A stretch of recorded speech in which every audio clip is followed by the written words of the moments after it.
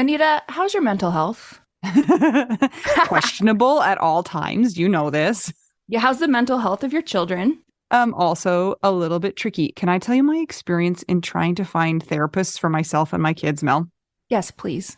Okay, this is how it goes. You ask around your friends and your family for a referral for somebody who's nearby. You finally find somebody who sounds like they might work for your family. You give them a call and you find out that A, they're not accepting new patients, or B, they have a huge wait list. So you start over again and you ask people if they know anybody who would be a good therapist and a good fit. Finally, you find one, you go and you meet with them and you figure out that you don't actually like them that much. But it's been so much work to find somebody who you can go to in your area that you're kind of stuck with them. Well, do you have any ideas for how to get around this? I do, because guess what? I've actually had some therapists that I have found on my own, which involves what you're saying. Sometimes I remember one time I was like 3 hours in the bathtub on my phone looking through websites. I was such a prune at the end. But I have also had the experience with working with BetterHelp. And it was like, I don't want to say too good to be true, but because it is true, but it's like amazing because I was matched with my therapist within 24 hours. And you didn't have to go through all of that other ridiculous process of trying to find somebody. And here's the cool thing too, is if that person didn't work out for you, you can just switch and say, and it's not like you're committing to another years long search for somebody who you're going to jive with. It's true. And I lucked out, or maybe just BetterHelp is really good at matching people together because I never had to change my therapist. I loved her. Perfect fit for me. And I know that some of our friends have used BetterHelp and they've had to change therapists, and boom, same day, you can change. Easy peasy. You can ghost your therapist.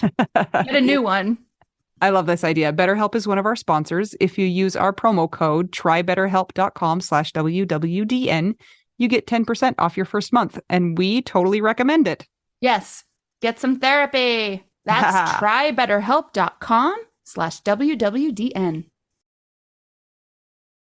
Okay, we're here again, guys. I know. It's daylight savings for us today, though, which is the worst. I hate it. You know what's so weird, though? Whenever I have to wake up early on daylight savings, I feel better when it's the early one. Weird. There's something about the circadian rhythm, and it makes me mad because I really want to just sleep in.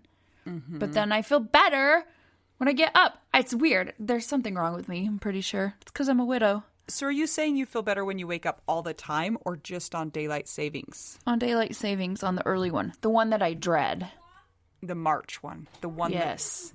I'm recording. What? Unpause the TV. No. Go away. And here's Anita's life. By the way, we failed daylight savings today. I woke everybody up. We have early church, and my 5-year-old just laid on the ground, and he said, "Why did God make this day?" And I was like, everybody just get back in bed. We're going back to sleep. So we did. I think that's good momming. Yeah. I mean, whatever. I mean, that never happened at our house, and I wish it would. Sorry, Mom, if you're listening. For sure. I know. Yeah. I don't even know why we do daylight savings anymore. It's very weird, but I know. Thus it is. We have exciting things happening this week, Mel. Do I know about them? I sure hope you do. We're getting on an airplane. So okay. I hope you remember that. In theory. Why in theory? I'm just kidding. We have tickets because we're flying on an airplane to Florida. Yes, where we will be at Camp Widow. So we're excited to meet up with some of you and hang out with some of our widows and some new widows too, I'm sure. And our guest that you will hear from later in this episode will also be there. So we hope you're coming. Yes, it's very exciting. We also had our Zoom meetings this weekend. Those were really fun. It was fun to see some of your smiling-ish faces.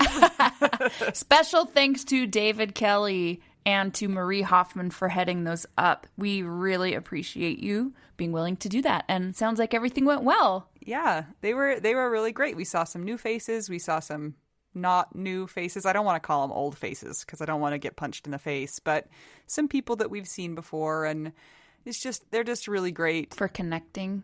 Yeah, it's just a really good time for connecting and understanding that you're not alone. So our next one, we always hold them the second Saturday of the month. we post those in the events tab in Facebook. So if you're not sure where they are or what the link is, you can go to Facebook in the Widow Wives Club, but you have to be in the Widow Wives Club, and all of the information is there. Codes, everything, the whole shebang. Speaking of the Widow Wives Club, we hope that you'll come join us in the Widow Wives Club if you have a reason to join us, meaning you have a sustained partner loss, whether married or unmarried, no matter your gender identity or your orientation. Yes, we welcome all. We love you all. We are here for you and would love to see you in there, except for also we would hate to see you in there because it means that you have dealt with the stupid crap of death. So sorry about that part. Yeah. How are you doing, Mel, in your life in general?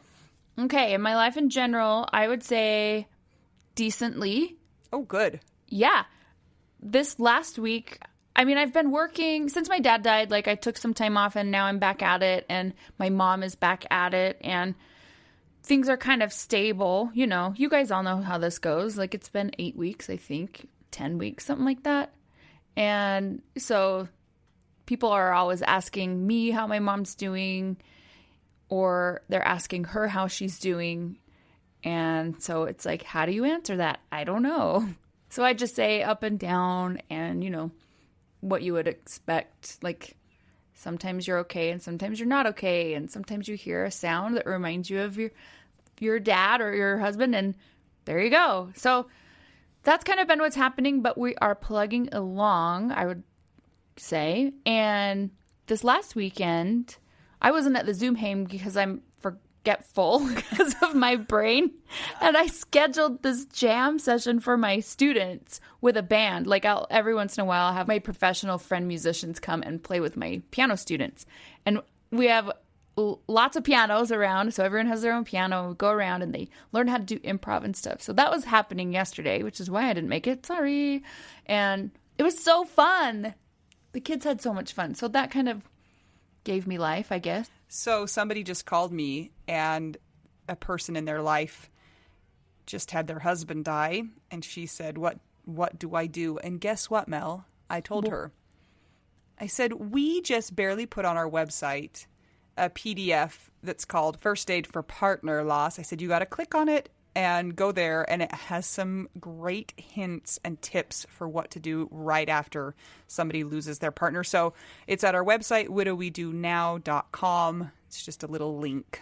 Once you go to our site, you'll see it. It's pretty obvious. It's just a button that says First Aid for Partner Loss. It's kind of just in the middle right now. But if you know somebody who has just lost their person, or if you are a support giver of somebody who's lost their person, or if you're friends of somebody who's a support of somebody who's lost their person, it's for them. So there are some things in there that will help immediately after the death has happened, kind of some time-sensitive things in there, and as well as some other helpful tips for more of the long run. So we would just love to help everybody as much as we can. Of course, it's free, so go ahead and get that at our site, widowwedonow.com. Yeah, that's one of the biggest questions we get, is we get contacted by somebody who knows somebody who's just become a widow or a widower, and they're like, what do we do? And that's one of the biggest questions that we get. So we put that together so that we can help people right in the sticky thick of it. And just remember, they're going to need support for a long time after that. But that's something that we wanted to help people with, because it's a time where everybody feels helpless and doesn't know what to do. It is true.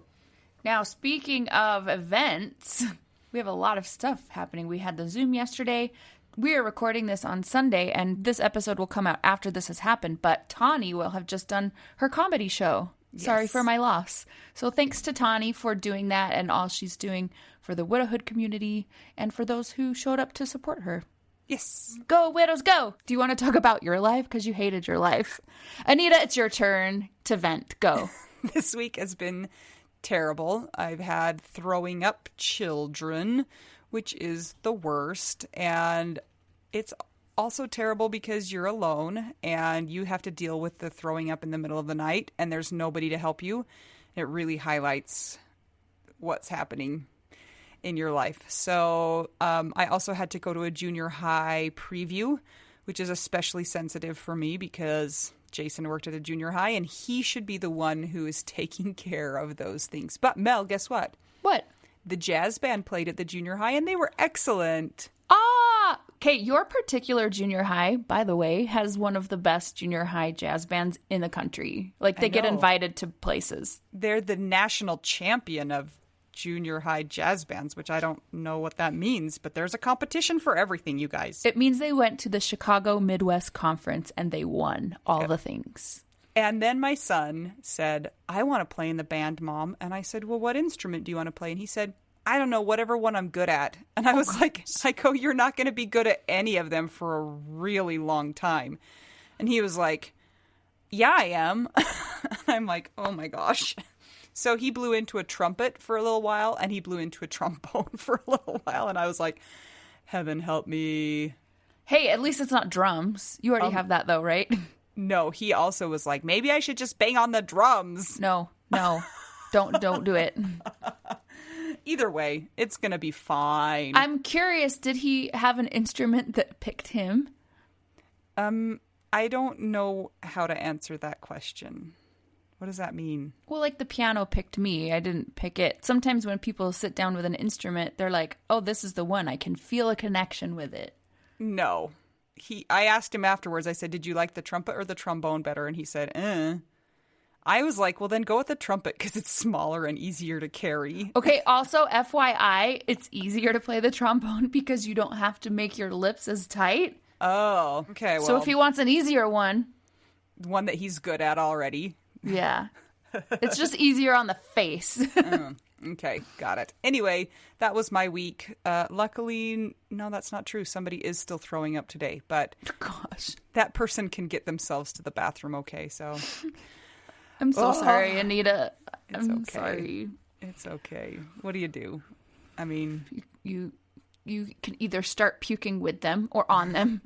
You know, that's something I have been blessed with, is that even before Jason died, I was the cleaner of the throw up. You know how some people can't deal with throw up, like it makes them gag too? Yeah. No, I'm fine at it. I'm good at it. I make people throw up at work all the time. So that sounds like a great spiritual gift you have. I know. I wish I could have a different one. Like I could speak languages really easily or like fly, but no, I just have a strong stomach. So there you go. I would say in your situation, that's a good one. It is true. It is true. But there you have it. There's my week in review. We're still surviving. We're here. If you guys want to keep this podcast going, will you check out our Patreon?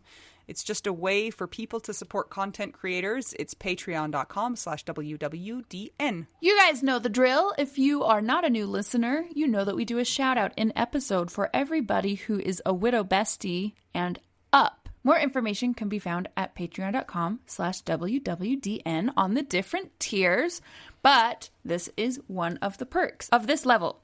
So we are going to do our shout out for our dead husbands, our widow wives, and our widow besties. We're going to start with our secret dead husband who does not want to be named, and to her we say, Widow Lou, I was defeated, you won the war. I had to write that one down because I heard it this week and thought it was so funny. Widow Lou, promise to love you forevermore. Okay, that's even better if you have a widow that's named Lou. We know one of those. We do. Hi, Lou. Widow Lou. Ha ha ha ha. Also, she's super hilarious. Yeah, and I think she and Sarah Kennedy should be besties forever. Anyway, next we have Constance Dahlbeck. David Kelly, thank you so much. Don Satterwhite. Ivan the Meisner. Kat. Krista Waitt, woohoo! Sam Finlayson. Amy Hartman Martell. Amy Neal. Amy Sapp. Ashley Hahn. Brittany Pedro. Chris Steffen. Christina Shiflett. Danielle Catterberg. Not a Debbie Downer. Dennis Brazo. I'm so glad you said his name this week. Heidi Hayward. Jean Marie Massey. Jenny Taylor. Jennifer Beal.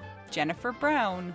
Jennifer E. Hassel. Jenny Wang. Jenny, check your Patreon inbox. Kathy Murray. Ooh. Kelly Ford. Kirsten Stromberg-Clausen. Lauren Old. Leslie Webb. Marie Hoffman. Our aunt. Thank you. M.K. Anderson. Missy Schubert. Rachel Barbosa. Woot woot. Sarah Morris. Sue Golek. The widow Sylvia Shore. Taylor Snyder. Karen Cornejo. Vicky Spit. Anna Tracy. Christina Scambato, Christine Anderson, Cindy Raynaud, Don Barber, Debbie Fells, Deborah Westwood, Diana Becker, Emily Toledo, Eric Vandermeulen and his eyelashes, Aaron Posick, Gabe Lozano, Gia Benoit, Gina Haas, Ian Sini. Ileana Bell, Hey, Ileana Bell, I got your name up on the meetup site. Jackie Coyle, my mother, Jane, Jenny Armstrong, Jenny Barrow, Jocelyn Milo, Julie Stevenson, Karina Jacobo, Katie Radcliffe, Kara Scara, Chris Morgan, Laura Bradbury, Laura Keeley, Lindsay Konopka, Lori Farrington, Marjorie Lewis, Mary McGowan, Megan Montague, Melissa Bowers, Melissa Hancock, Peter Rukavina, Becky Zyba, Sarah Kennedy, Stacy Saywert, Sunshine on my haven, Makes Me Disco, Tammy Teravist, Tara Wallace, Valerian Root Packer on her route to Utah this week. oh my goodness. Yay! And finally, we have HDMI cord Wendy. Those are very handy. They are. Can't have too many of those. Remember when HDMI cords were like $80 for one? They were like, woo. Thanks to those who support us on Patreon. If you also would like to, you know the drill too. Patreon.com/WWDN. But if you do not want to do that, please buy us a taco at buymeacoffee.com/widow we do now. We need some tacos when we go to Florida, don't you think? I think so. Now, what if somebody doesn't want to do that, Anita? You can just give us a nice rating and review on Apple Podcasts or on Spotify. It really does help because it brings you up in the listings so people can find you when they need to find you and gives credence to your podcast. So a nice rating and review, you know the drill, once again. They're all about the drills this time. Mm-hmm. You guys are like, we're the drill sergeants. We're like the opposite of drill sergeants. I know, we're Can't actually even wake up in the morning. Oh, I know. It's the best. And if you consider writing a review, that does not cost anything, and that helps us to help others. So help some widows out. We would love to keep helping as many widows as possible, so we could not do this without you and your support in all of its various forms. All right, Mel, should we get to our interview today? Yes. Yes, we're excited to talk to this person. She's one of our stalwarts. So, I'm Anita. I'm Mel. We are two young widows, and we're just trying to figure out widow we do now.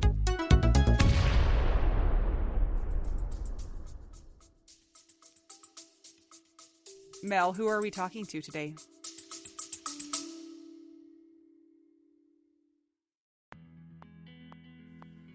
Sometimes we assume that unless we had a huge life insurance payout, we don't really need to know anything about investments or even finances. But guess what? A little knowledge of finances is critical for all of us. Maybe your partner was in charge of that stuff, and now you find yourself making all the decisions. Maybe you're mad about that. Maybe I am. Nicole from the He's Gone But the Money's Not podcast is here to help. She tackles financial literacy by telling the stories of women and widows and finance experts and shares the lessons they've learned as certified financial planners. Whether you know a lot and feel confident in your financial decisions or feel unsure about all of that stuff, there is more to learn. Listen and subscribe to the He's Gone But the Money's Not podcast on all podcast platforms. This ad was paid for by Rockhouse Financial, an SEC-registered investment advisor.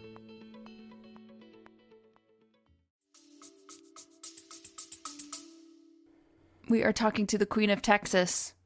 I see the Texas Longhorns in the background. I'm in my college kid's room, I'd like to clarify. Well, oh wait, he's a college graduate. Sorry. On the gaming headset. Love it. It's very perfect. We are here with Krista Waitt. Welcome, welcome, welcome, welcome, Krista. Thank you. Thank you for joining us. We've already established you're in Texas, but where in Texas are you? I am safely just south of the Red River on the correct side, which is Texas, not Oklahoma. Oh. Sorry, Oklahoma peeps. I'm in Denison. Words, man. Yes. I'm in Denison, which is about an hour north of Dallas. Literally 10 minutes from the Oklahoma border. Oh. Now, this Texan shares something in common with us. Obviously, we know what it is, but before we get into all of that, Krista, will you tell us a little bit about yourself? Well, I was born and raised in Texas. I did live in Oklahoma for a short stint when I was a small child, but I was not responsible for that. So I have 2 children that I birthed. I have 2 bonus sons, and they're both married to fabulous ladies. And I have a new grandbaby, Robbie John, who was born in August. And my husband is dead. Boo! Yeah, in case, just newsflash, in case you didn't realize. So tell us your husband's name. John Waitt. John Waitt. Tell me if I have this right or if I have this wrong. Were both of you married previously or just Yes. John? Both of you were No, married. we were both married previously. I was married to the father of my children, and we divorced technically not until 2006, that it took a really long time because I moved and lived in a different county, and courts don't really like that. So my divorce was final in 2006, a month before John and I started dating. So Krista, man, you're a divorced widow that has lived through some things. So this is going to be a good conversation because a lot of people like to put widows in the divorce category. So I'm sure you have a lot to say about that. Oh, I do. Excellent. I am also a divorced widow, but I don't have any kids. So I'm really looking forward to hearing what you have to say because it is going to be different. But also it's so weird that people do that. So tell us about you and John. How did you meet? Tell us what he was like. So my husband was a physical therapist. Yay! He worked in our local hospital for years. He was born and raised outside of Boston. And moved to Texas. Yes, moved to Texas fresh out of PT school with 2 friends from PT school. They got hired as new PT grads in '83 when I was a mere 7 years old. Yeah. John's a little older than me. Yeah, we're finding that out. 14 years difference. He worked in the hospital for almost 20 years. Well, I guess about 16, 17 years. Then he started doing home health in '99. I met John. He did contract work for the home health agency that I worked for. I worked in administration in a local agency. And I took off about a year when I had my second child. I was in preterm labor, so I had to be on bed rest for 10 weeks and then had him and stayed home. My boys are 15 months apart, so it was just a lot happening right then. So I stayed home and then brought them to work with me, actually. Went back to work where I had worked before, and we kind of put a daycare together, hired one lady. We all paid her a little bit, but it saved us a ton of money. My bosses had kids around the same age. We had a couple nurses with kids, so they were on site with us, so we didn't have to be a licensed daycare. But sometime when I was off, John had started working for that company. So I met him, but he did like 2 days a week with us, and he would just come in the office and turn paperwork in. Home health PTs don't hang out in offices too much. They don't want to be there because we might tell them to do something or take another patient. So I knew who he was.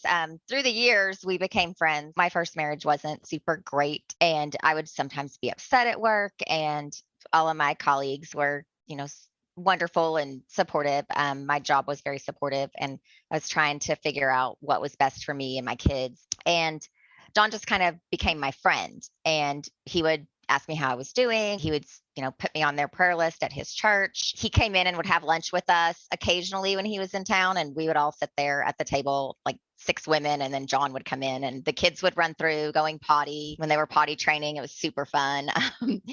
So we just, through work, became friends. And then when I got divorced, I moved out to West Texas and became an administrator for a home health and hospice out there. I just needed a clean break during my divorce, was offered a job kind of out of nowhere. And I went out there, took my kiddos, and played single mom life for almost 2 years, which is really tough. Like, as a not widow, it wasn't fun. So I'm sure as a widow, for those of you who have littles, so not fun because it was tough. I worked 2 jobs, even though I had a really good job with insurance. It's hardly enough to, provide for 2 children on your own. It's very hard. So John kept in contact with me while I was out there. He had gone through a divorce again, his 3rd one. Um, he would just message me, check on me. I would come back into town. My kid's father lived in the area. So sometimes I would fly them in to see their dad. Sometimes I would drive in and I would stay with friends. And occasionally I would see John when I would do that because I a lot of times stayed with my former boss. And John, at one point I had dinner with him just because I was in town and I was like, why not? And as I was getting ready to leave, he asked me, he says, have you ever thought about dating, about us dating? And I laughed, like full on laughed out loud. Like I was standing in his driveway and I'm like, are you like us? I'm like, well, my divorce isn't even final. And I'm like, no, like I'm not thinking about dating anyone. And I was like, you're my friend and you're like 14 years older than me. And I had to Like make him feel really good. He was like, oh yeah. oh. When he told the story, it was a lot worse than that, but that's literally what it was. I was like, I gotta go. Like, this is just no, no, no, no, no, no. It just wasn't in my brain at that point. Fast forward a few months, and my divorce was final, and I was coming into town to my former employer for their Christmas party. The boys were going to be with their dad for Christmas break. So it's me the first Christmas that I didn't have my children with me, which was, ugh. I was trying to just stay super busy. I was like, if I do this day and this day, I was just filling my calendar so the time would go by quicker. Well, John asked me if I wanted to go to Trans-Siberian Orchestra with Chris and Amy, my former boss, and her husband, because he had extra tickets. And I was like, sure. He's like, it's the night after the Christmas party. And I was like, oh, great. Yeah, I'm going to stay at Amy's anyways. So I was like, whatever, there's something on the calendar.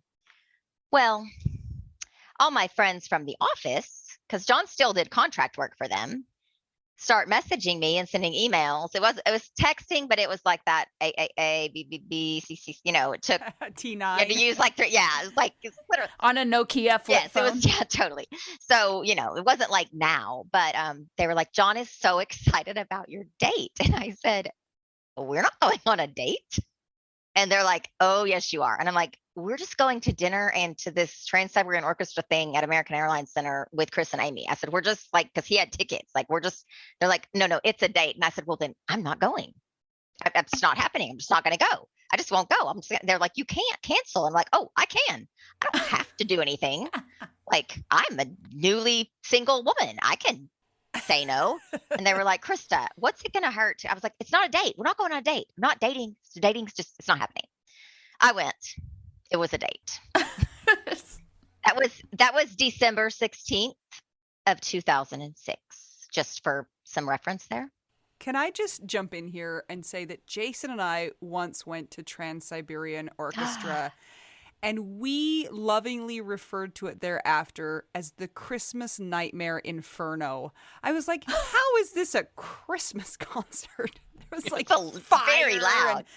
Very strange. So I'm very excited that you guys also kindled your love over the Christmas Nightmare Inferno.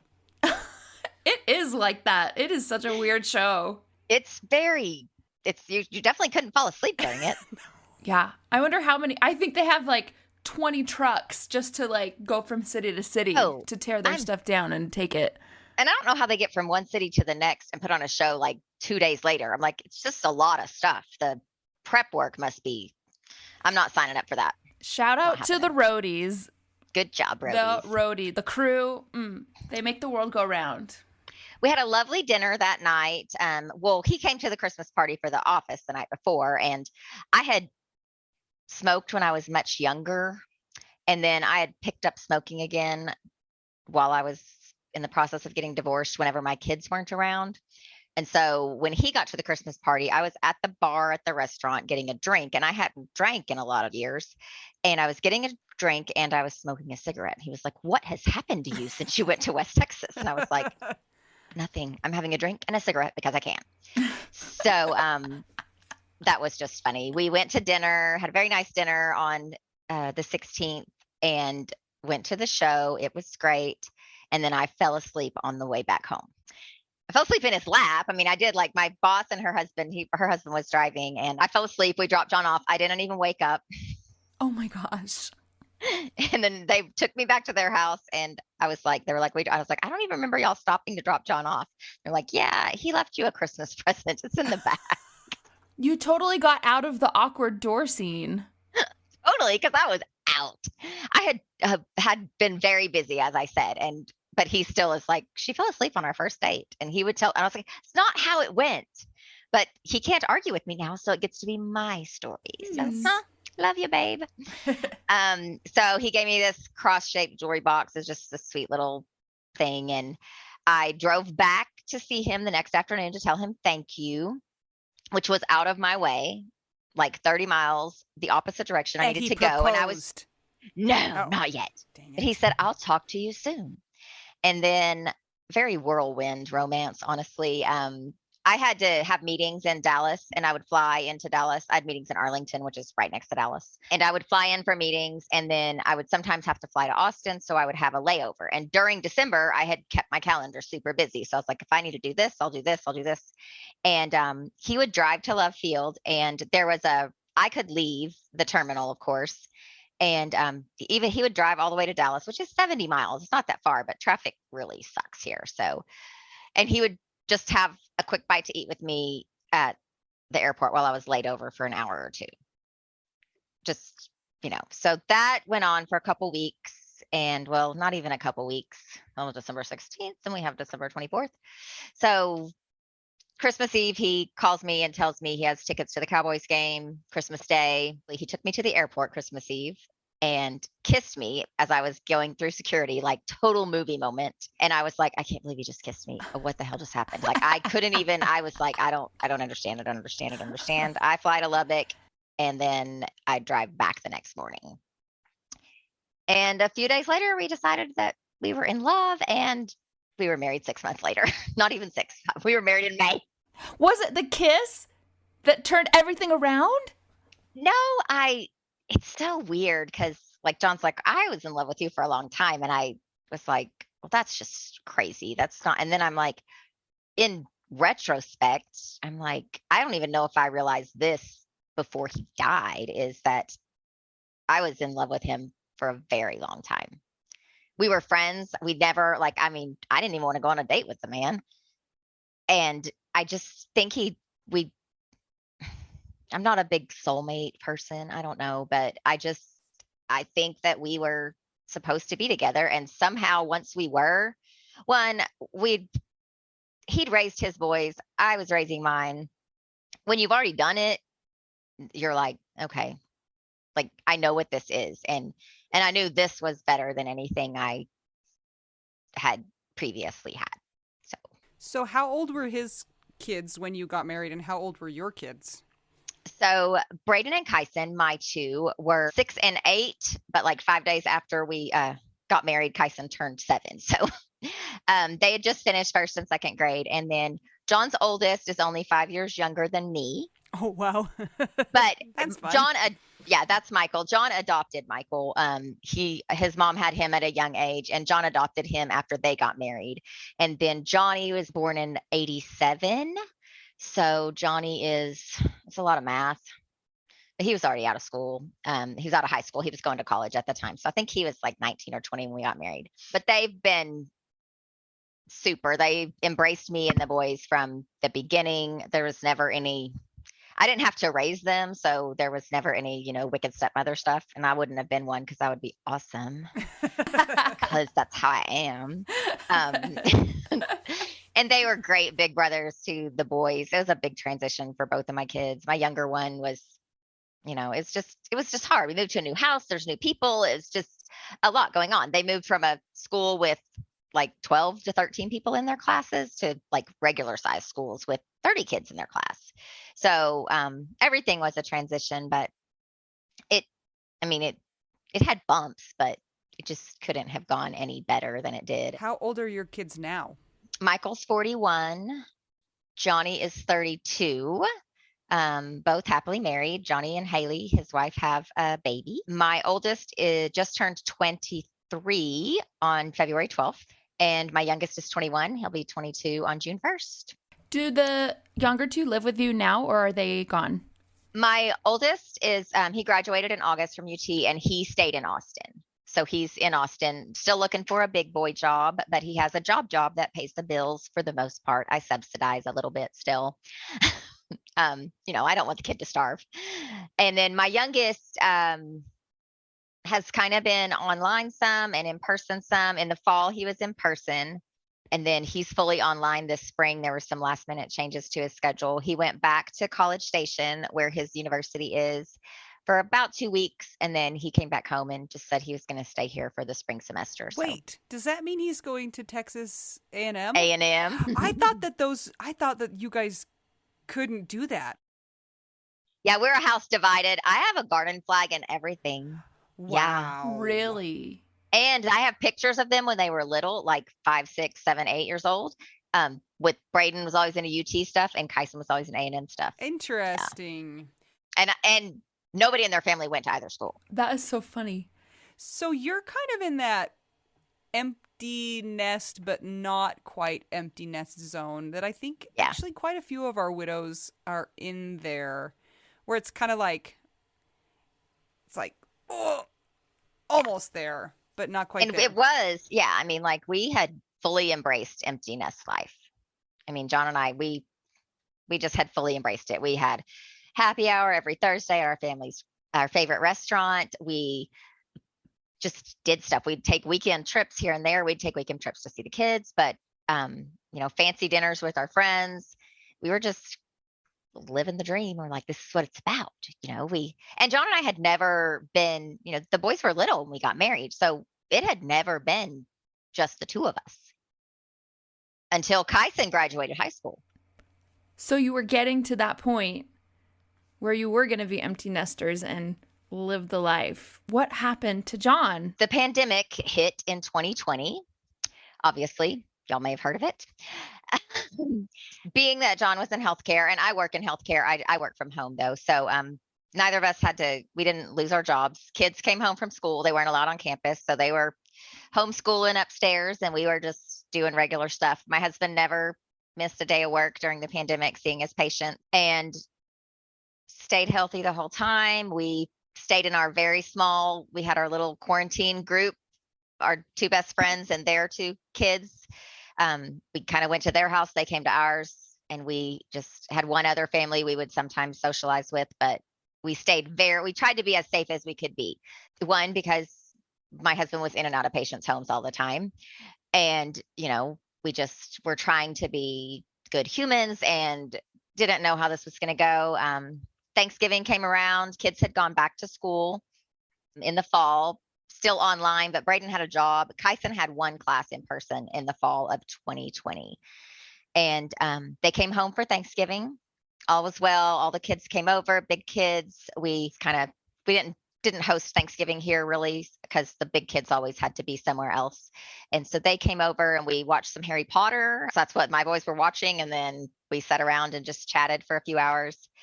That was Thursday, Thanksgiving. And then that Sunday, we celebrated my birthday early because my birthday was going to be Tuesday and we had to work, and birthday celebrations on Tuesdays are super fun. And John woke up Monday and had a scratchy throat. Kind of was like, I think I have a little chest cold. Called our doctor, went in, his chest x-ray was clear. The doctor's office didn't have any tests available that day just because at that time, we were in the middle of a huge surge. And so he called around. There were no rapid tests in our county that day. So the doctor gave him a Z-Pack and just said, watch your symptoms, He goes, your x-ray looks good. I don't think it's COVID. And the next day, John sat through the drive-through testing site, and 2 days later he had gotten much sicker, and we got his results and he was positive. He was only getting tested just because he wanted to go back to work. He was getting tested every 2 weeks anyways because he had to see patients in an assisted living facility. So he literally had a negative test. And I tested positive that Saturday, or I tested positive Sunday. I woke up sick on Saturday. He ebbed and flowed, was doing better, and then I took him to the hospital on Tuesday morning in respiratory distress with an oxygen saturation of 58. Walking into the hospital, and I couldn't go in. That is horrible. So when he first got sick, he didn't get super sick really quickly. He just kind of was a little bit sick, but then just got worse until you needed to take him to the hospital. Well, we were, he felt better, started running fever. We didn't have his results back. And he started coughing. And so we called the doctor back. They just called in some steroids and an inhaler and said, watch his sats. If they drop, we knew if they drop below 90, get him to the hospital. So then he felt better, and then he felt worse. And then we got his results, but he was like, I feel better today. Like, we got his results, and he was like I was cooking dinner, and he was like, he showed me his phone, and I was like, are you effing kidding me? I said, that's not funny. Like, I was like, it's not funny. You can't make jokes. He goes, Krista, I'm dead serious. And I was like, I just was like, and so then we start quarantining from each other. And I was like, that was stupid. I'd already been hanging out with them all week, but we were still trying to stay in separate rooms. But then he kind of did better a day, and then would do worse and do better. And the night before I took him to the hospital, I crashed. I was so exhausted from COVID. I didn't have it obviously near as bad as him, but I went and laid down at 8, and he wasn't sleeping in the bedroom because he was more comfortable in the recliner, because laying down flat, his cough would get worse. He apparently struggled to breathe all night and did not come wake me. And I slept from 8 p.m. to 8 a.m. I never got up and checked on him. And so when I got up to make my coffee, I asked how he was doing, and he said things got scary. My sats dropped to the 60s, and I lost it. I yelled and screamed at him. I told him he didn't get to make me a widow at 45, and that this is ridiculous, and he's an adult, and that he's not going to do this. I was like, this is ridiculous. I'm calling Dr. Watkins because I didn't think John would go to the hospital, so I needed backup.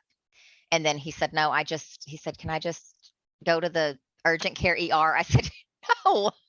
Go to the regular ER at the real hospital, because all the urgent care one is going to do is stick you in an ambulance. I called the hospital. They said nobody was in the ER at that time. They said, you can't come in, just bring him to the bay. And I walked him to the door, and he said, I just don't want to die alone. And I said, shut up. You're not going to. That's not happening. It's not happening. Just get in there. And he had to walk through one set of double doors and walk through another set of double doors. And I was just like, can somebody please tell me he's not going to make it many more steps. And they walked out and got him. And before I got home, which is 4 minutes away, he was already on bypass. Ugh. So how long was he in the hospital in total? 33 days total. He was vented on day Tuesday, Wednesday, Thursday, Friday, Saturday. He was vented on day 6, placed on ECMO on day 7. What is ECMO? I'm not a professional. Extracorporeal membrane oxygenation. It's like heart-lung machine, but they only use the lung part. They drew all the blood out of his body through a huge catheter in his neck and put it through this machine because his lungs couldn't oxygenate his blood. The machine oxygenated his blood, and then they put the blood back in it. Yeah. It's kind of a last ditch. Like, it's not good if you're on ECMO. Yeah. And they said to expect 30 days on ECMO. He was off of ECMO, oxygenating his lungs on his own on day 14.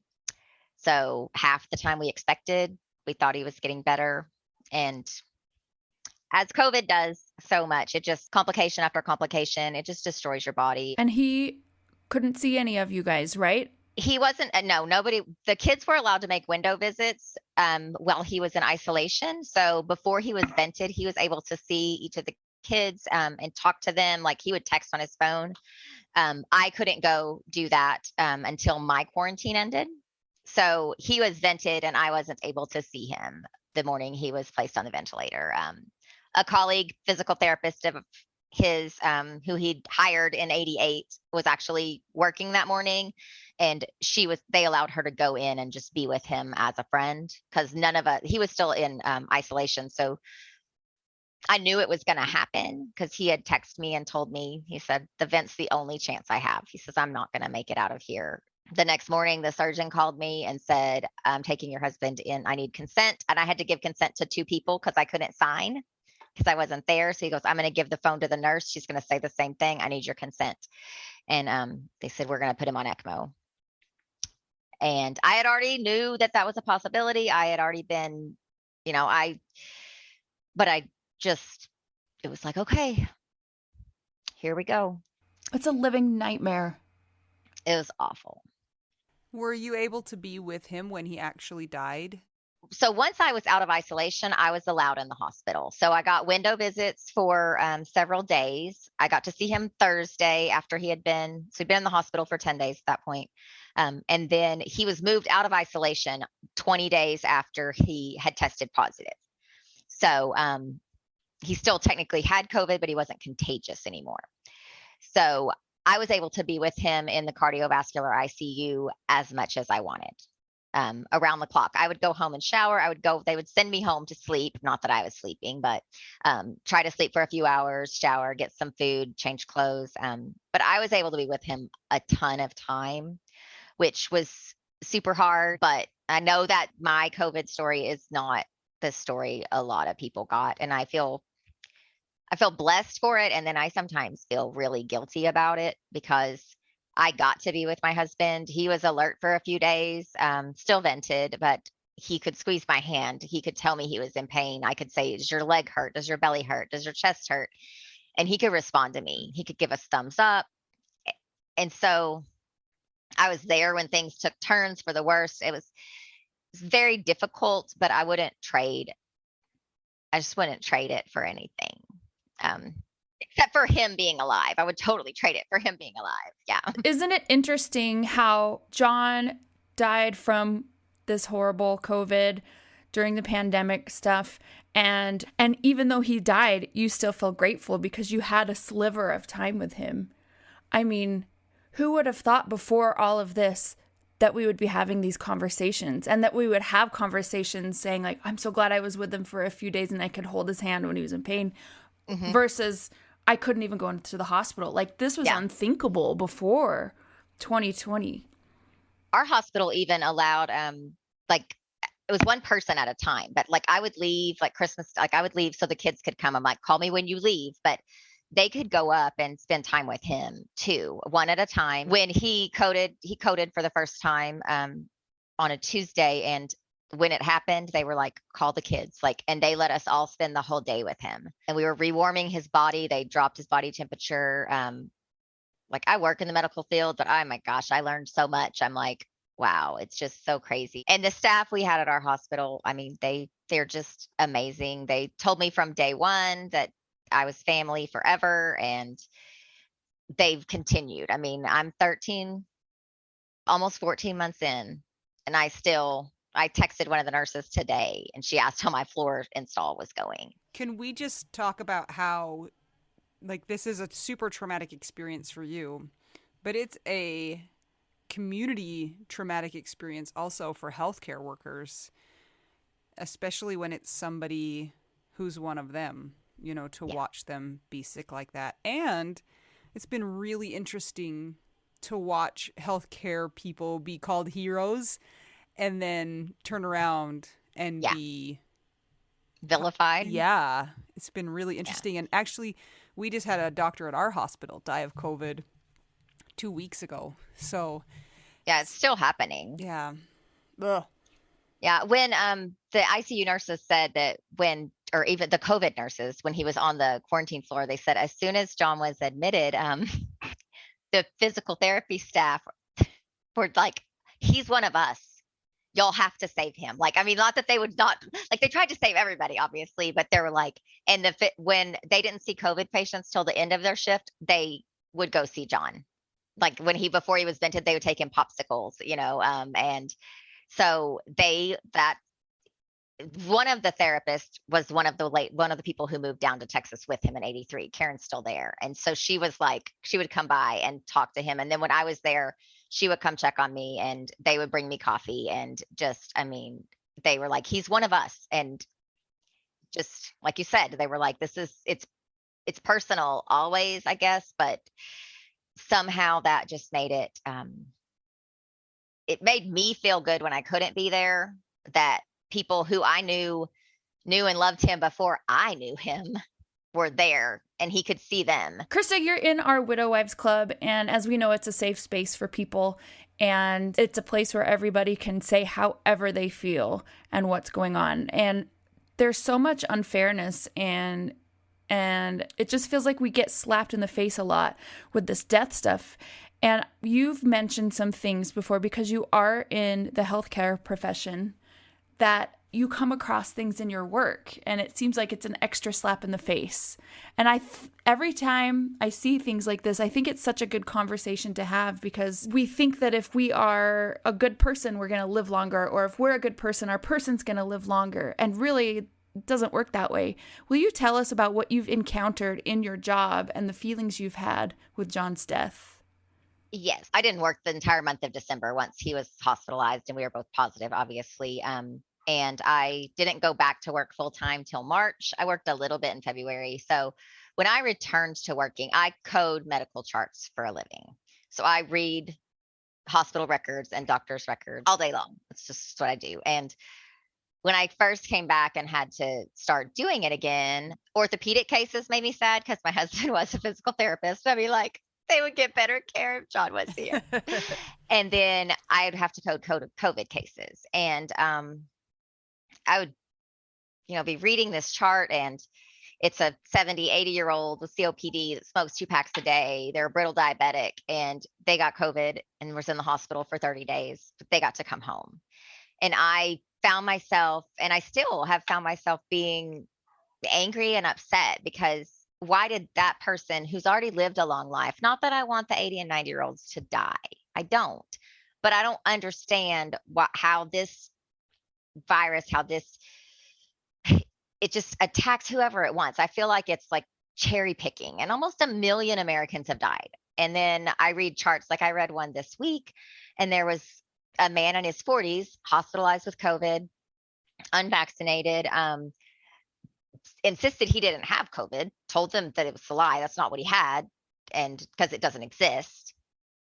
And I'm like, but I mean, the doctors are having to chart this. They're like, but he would like remdesivir. And I'm like, well, if you don't think you have COVID. And I like laugh, and then I get like this evil laugh, because I'm like, well, or I'll cry. But I just think it's to see people with that attitude after seeing firsthand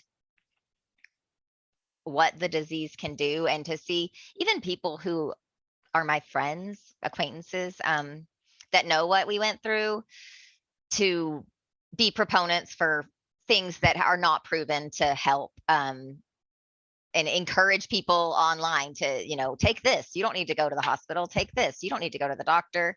And it can go from you're fine and have a cough to you're sitting in the 60s. And no matter what you're taking and putting in your body, that when you're sitting in the 60s, your butt needs to be in the hospital, and you need oxygen, because your brain doesn't work without oxygen. Your body doesn't work if your brain doesn't work.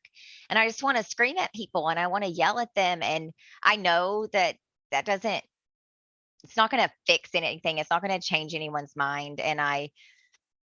But I still get angry. I still get angry. And when I see people, or I read charts where the patients are disrespectful to the nurses and doctors, and are just belligerent about it, saying it's all a conspiracy. And if you would just give me this, this, and this, I would be fine. And it was like, well, those aren't proven drugs. We're not prescribing them.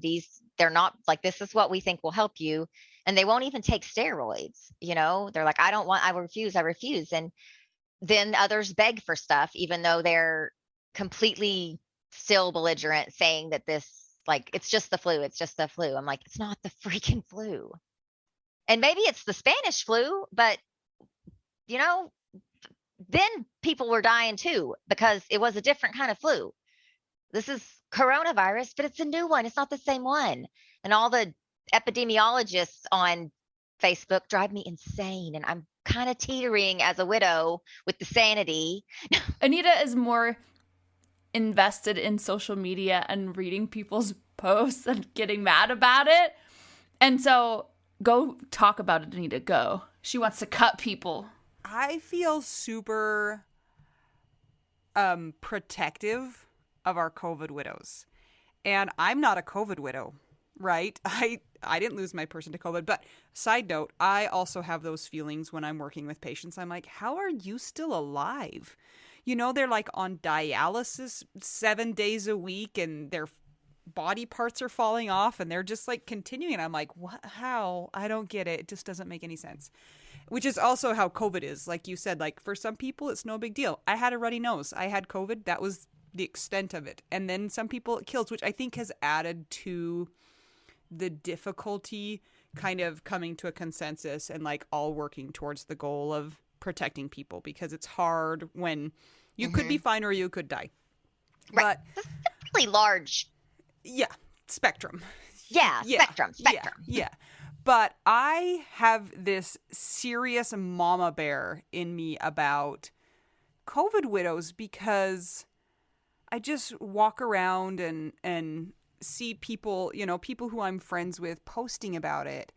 And I try not to fight with people because like you said, it's not going to change anybody's mind. It's not going to help anything. But there have been a few times where I have said things to people and I'm like, until you've spent some time with a COVID widow, all widows have suffered, right? But COVID has a special awfulness to it. Like we were talking about, the isolation, the not being able to see your loved one, having people feeling like it's pretend, the political atmosphere about it just really adds to the suffering and the horribleness of it. So, when I have people who are being not reasonable about it, that's the kind way I'll say it. I just want to say, until you want to come spend some time with the COVID widows and understand what they've gone through, please do not minimize this. Please do not act like you know what you're talking about. You don't know what you're talking about. I don't know what I'm talking about. It's just really hard. It's really, really hard. And I can't even put myself in your shoes. I would be punching people all the time. Yeah, I've never been an angry person, but I've had to reel in my anger a lot in the last 14 months. Even when John was in the hospital, I was in line to go in one day and this older gentleman was in front of me and he was just bitching that we had to stand in line to get our temp checked and say where we were going. And this is just stupid. I had it and it was fine. And I lost it. And I just went off on him, and somebody in scrubs put their hand on my shoulder and was like, you go ahead and go in. And they told him to get out and just go around the line and go get what he needed. And then they stopped me. It was a PA and she knew who John was. And she said she didn't know who I was at that point. But then when I told her, and she was like, oh my gosh, I'm so sorry that unkind human, it was part of your day today because you have not enough going on. So I just, work is hard some days. Right now, our numbers in our area are going down, but we had a major surge with Omicron. And so there were days I would code more than half of the charts I would code would be COVID. And sometimes I just had to take a break. And I was like, okay, I got to stop. I got to breathe. I just have to. And I can, luckily, my clients are all, I've worked with them for so many years that I can just send a message and say, I just can't do any more today. If you have a special insurance patient that you really need me to do today, just text me. But I have to log off because I can't look at another chart of someone who survived it when we didn't have a fighting chance, I guess, is my stance. I'm pro-vaccine. I don't vilify people who aren't vaccinated. I have close friends who are not vaccinated for reasons that they feel is their best decision. I don't think that's the reason most people don't get vaccinated, at least not those that are on my social media feed. But 2 weeks after my husband was put in the hospital, we had vaccines available for healthcare workers in Texas. So 2 weeks. I don't know if he would still be here. I don't know. But I've just tried to give information and let people know that it helps me in my grieving process to share our story. I've done local news stories regarding my stance on it. I've done, my most recent one was just a story about organ donors and how the organ donor pool has even dropped because I don't know if they are now, but I know as of recently, they still weren't accepting any organs from patients who died from COVID, with COVID, or of its complications. And My husband was an organ donor, and I mean, all of his organs were completely destroyed by the freaking virus. So he didn't have any to give, but not even tissue or corneas or anything like that can be donated if you die with COVID. So It's causing more death than we know, even because of that. There are not lives able to be saved. What's your support looked like since you became a widow? my husband's siblings, even though they're in New York and Boston and Virginia, have been amazing.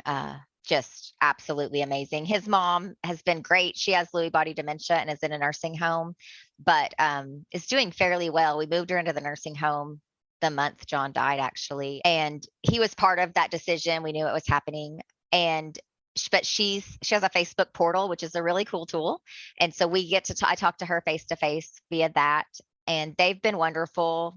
The big kids, I mean, all of the boys and their wives have been.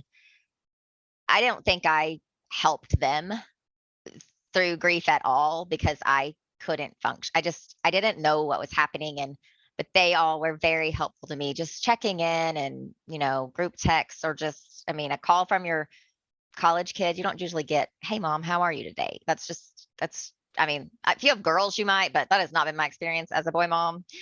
And I have a very close knit group of friends. I kept my circle super small. My two best friends and their husbands were super supportive throughout John's illness, brought me food to the hospital for breakfast, would drop off dinner. I would just meet them in the parking lot. They were here. They helped me with the funeral arrangements. They helped me decide what to do because I thought I could do it. And then I was like, oh yeah, I don't know how to answer that question. Making sure I eat, making sure I drink, letting me vent and cry. I didn't let a lot of people in. I didn't accept visitors. Obviously not when we were first sick because, well, I couldn't because, I was quarantined too. And so was my youngest. He also had COVID when we did. But I specifically, the day he died, I put out a post because I was notified when I opened up Facebook before I decided to lay down after getting home that it had already been made public by our church that my husband died and I hadn't made it public.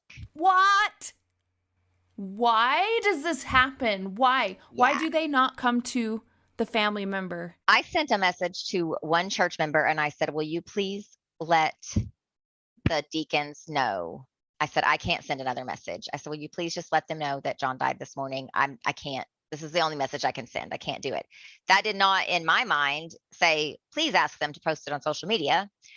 But they did. So I made a post and just, said he died. And I said, I am not accepting visitors at this time. Please don't come knocking on my door. I couldn't. I knew that one, I was still obviously I was in shock, but I was like, I don't want people in my house. I don't know where you've been, what you've been doing. I can't even consider someone else in my family getting sick. It's too much for me.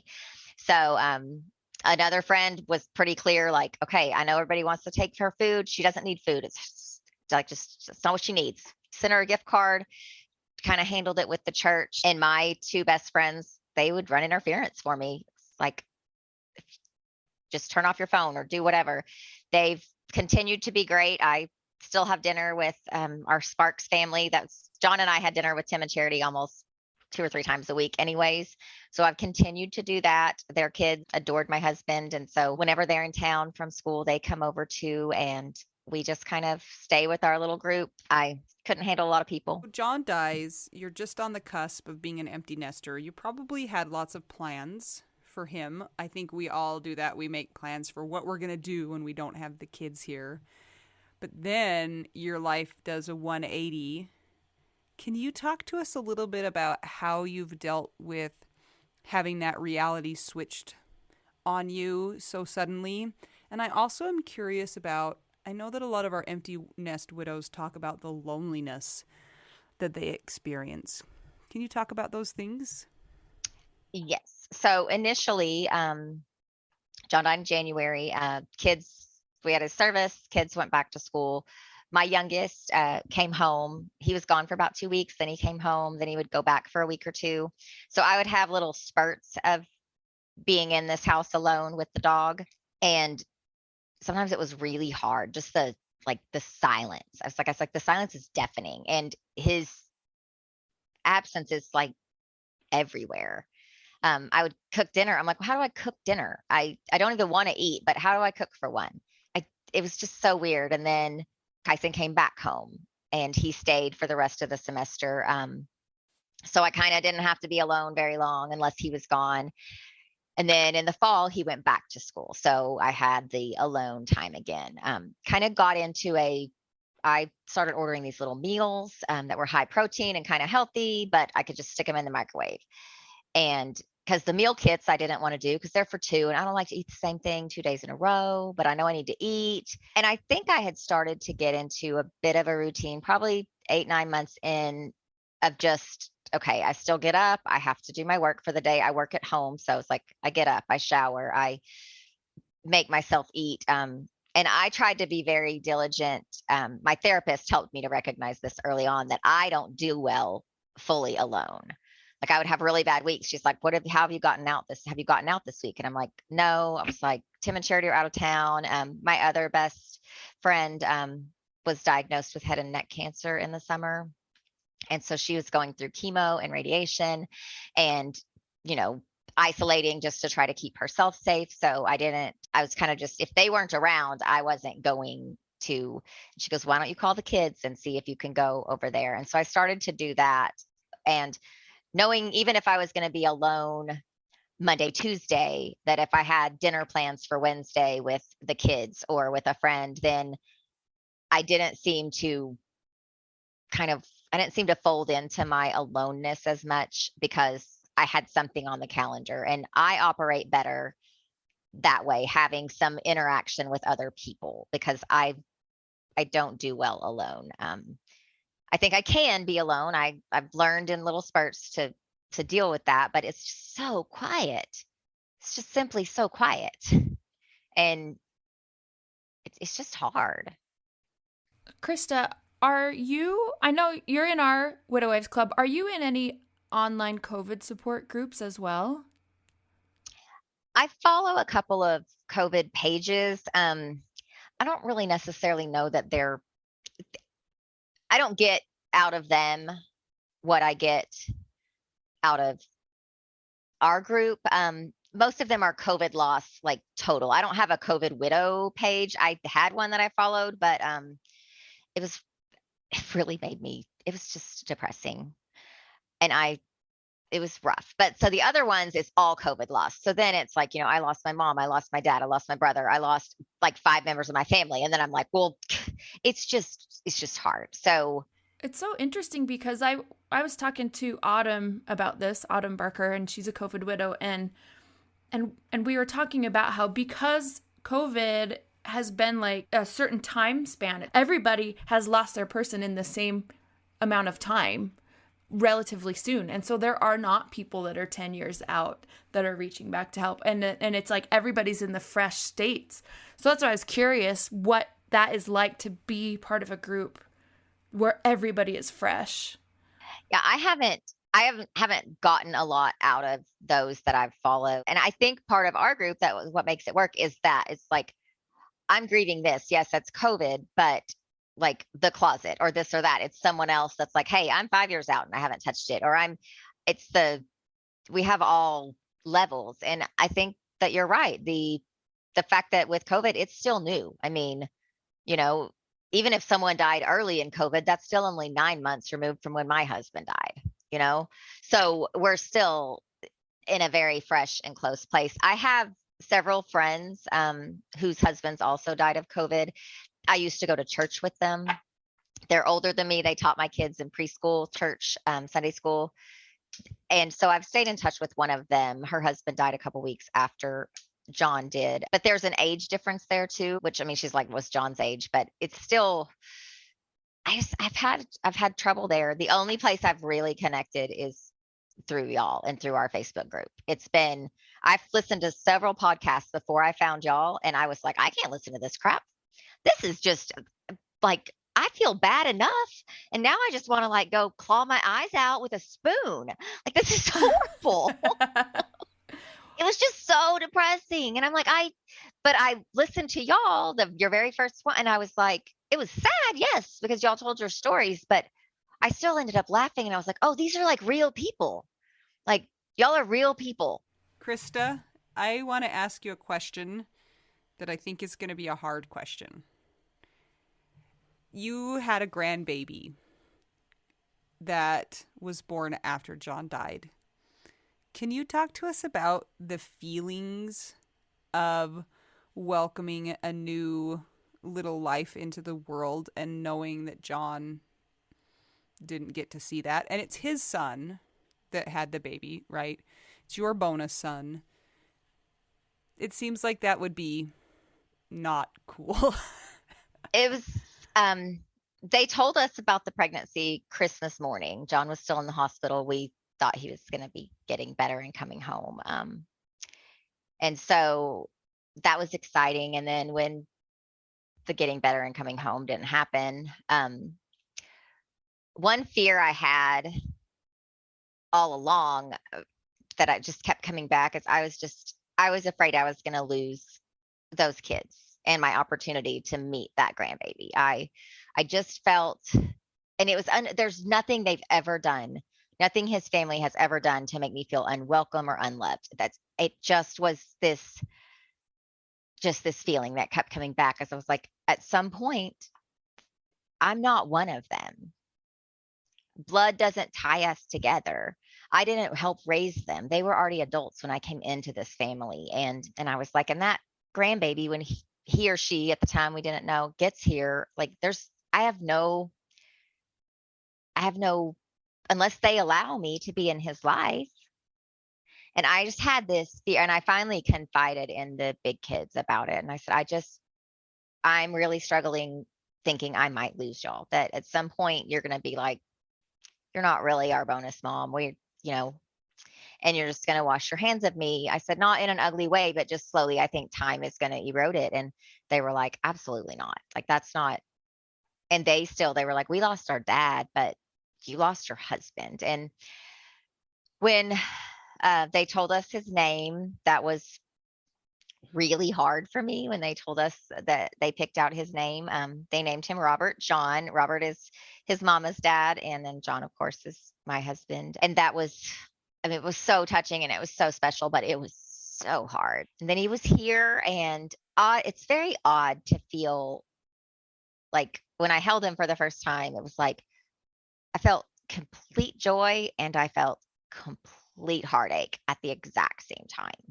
And I was like, we talk about the duality of grief, but this was such a, I was like, how does he never get to hold this baby? How is this child ever going to know how amazing his grandpa was? We were supposed to do that part of life together. It's just been really hard some people have said, well, you've got that sweet grandbaby. I'm glad to see you're all better now. His arrival earthside didn't take away my grief. And I'm like, no other person can take away the loss.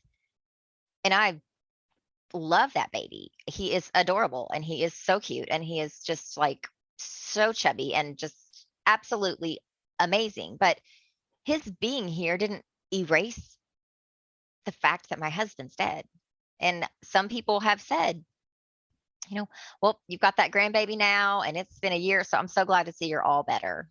And I'm like, And you're divorced, so you've been through this before. True.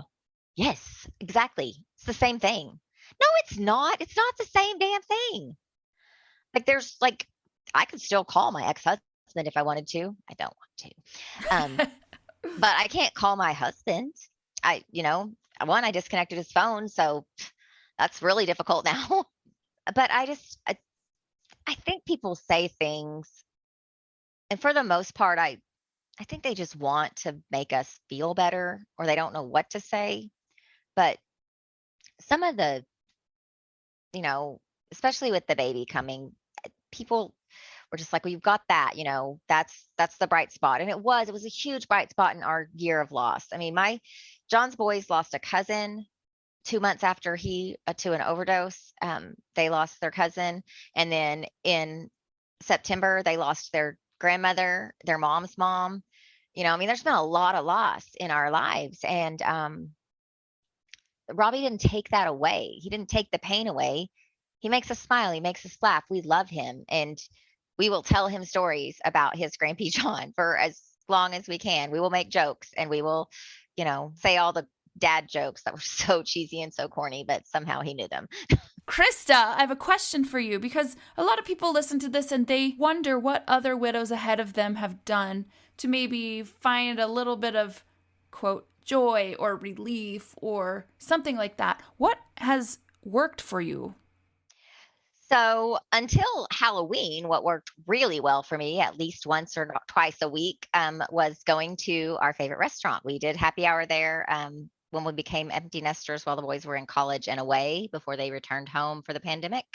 And so I felt really comfortable there. We're very good friends with the owners. And I could go there and I could sit in our spot and I could order my food and have a cocktail. And I felt close to my husband there. And then it burned, caught on fire. What? Halloween night, our place, my safe place. So that was totally uncool of the universe. Oh my gosh. Yes. So, I mean, they're going to rebuild, but they were in a very old building. So now everything has to be up to code and you have to rewire and all this stuff. So they're closed for like a year. And I'm like, but like, I mean, I was very like, for 2 days, it was probably unhealthy, the amount of tears I shed for a restaurant, but it wasn't like, we have so many memories there. Special events, my 40th surprise birthday party, which was amazing, was there. We were there at least once a week. And so I don't have that place anymore. But it'll be back. And I'm getting a chocolate cake from them tomorrow because they baked some chocolate cakes and it's so good. So I'm going to eat chocolate cake. I've traveled even amid the pandemic, which is really weird because I sometimes don't feel comfortable going into a local restaurant, but I feel comfortable. I also live in North Texas and people are like, it doesn't exist. So I went to Colorado for our anniversary, which I called my widow moon because it's like, instead of a honeymoon, I called it my widow moon. And I spent 6 days there alone by myself. And then I watched my oldest graduate, so trip to Austin every now and then. I have been to New York twice to see John's family there. The first visit was hard because none of them got to come down for his service because of the pandemic and the restrictions that were in place in New York and Massachusetts at the time. So we spent several days together there, got to get his mom out of the nursing home at the time. Restrictions were kind of lifted. And so she got to get out and see us. And that was fun. Hard when I first saw everybody, there were ugly tears and like just bad. And then we just enjoyed being around each other. And I went to Napa with 2 of my cousins. One of them works for a winery out there. That was a fun trip.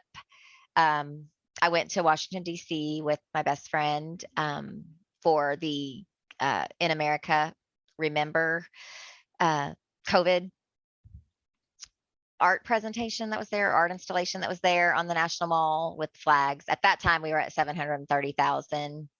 And I had submitted a flag for John, and then I had several, like I said, people who had lost loved ones, and we made flags for them and wrote them out and got to plant those flags. And then I got to plant another one for him, and we volunteered and helped with the pickup because we were there at the end of the exhibit. So that was really, I got to meet the artist and Suzanne Furstenberg, and she was just super great. And that was a really, not a healing process, but it made me feel less alone to stand there in that sea of flags and be like, like John's one of all those, and every flag was a person. So that was really, I'm glad I took that trip. Sounds powerful and therapeutic. Like, yeah, it was, visualize that.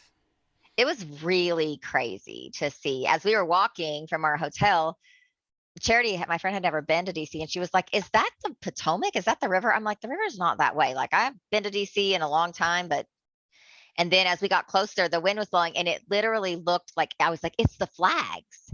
And as the wind was blowing and you're that far away, it just kind of looked like water was like waving. She was like, are there people like walking on the water? And I was like, oh, it's the flags. So that was really a special time. My next trips, I'm going to Florida in March. Yeah, I'm going to go to Tampa. Tell us more. So there's this thing, it's called Camp Widow. And I'm going to go to it.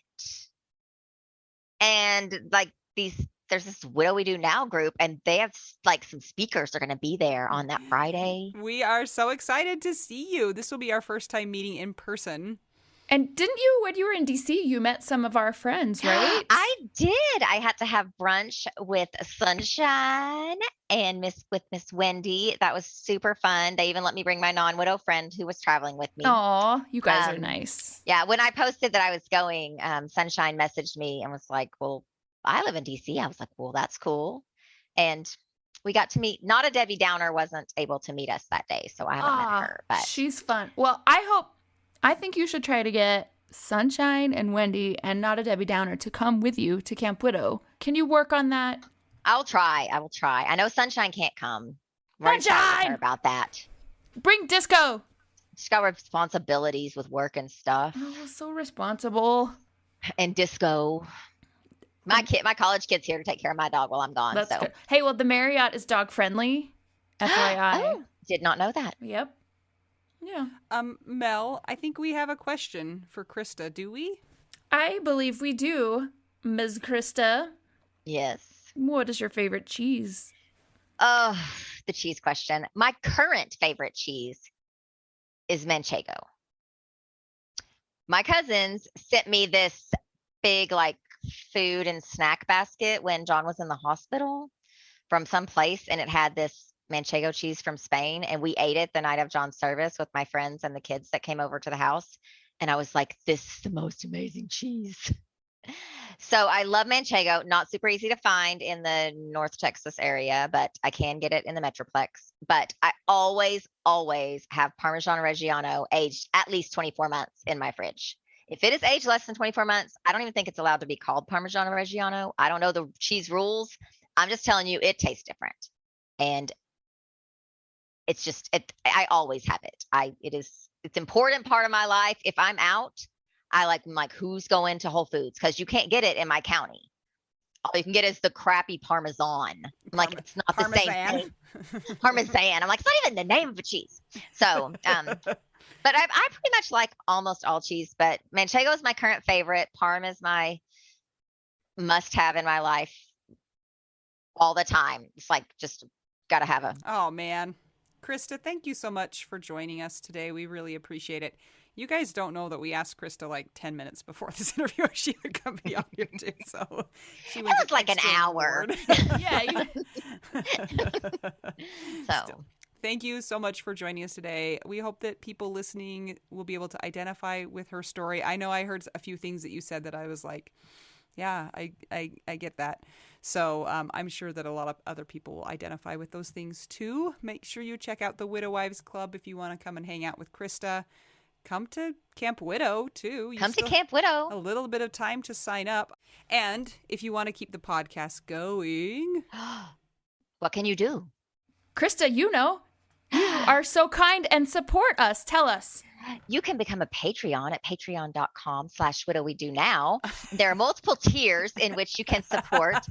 If you don't feel like doing that or can't do a revolving commitment, you can buy them some tacos at buymeacoffee.com/widowwedonow. Yes. Is that it?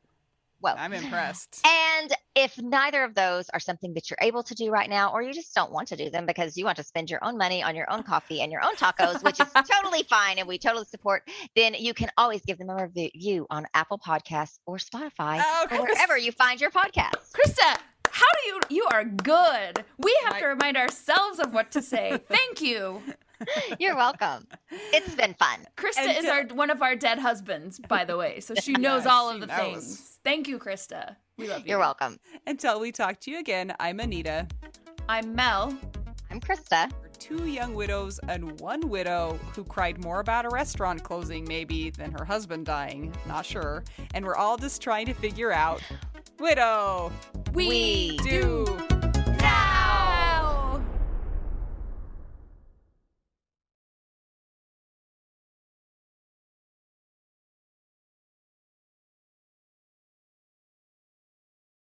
This is my favorite thing to discuss with you.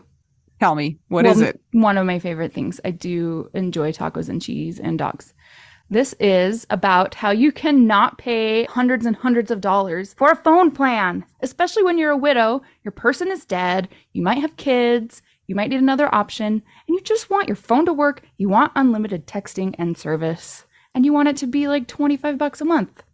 It blows my mind that they have plans that start at $15 a month. That is so cheap. And the cool thing is it uses other 5G networks, and so you don't have to pay extra for that, and you still get great service. Yep, Anita and I have traveled all over, and I have used my phone. So I highly recommend it. And my mom's even on it. When my dad died, we put his phone down to the cheapest plan, which is $15 a month. And I think my mom's on the $20 a month plan, and it's so worth it. It's so much cheaper than what we were all paying before. So I highly recommend it if you're on a budget or not. Who cares? Ryan Reynolds is in charge of the company, and they send you free stickers with Ryan Reynolds temporary tattoos. It's kind of the best. So if somebody wants to sign up, what can they do, Anita?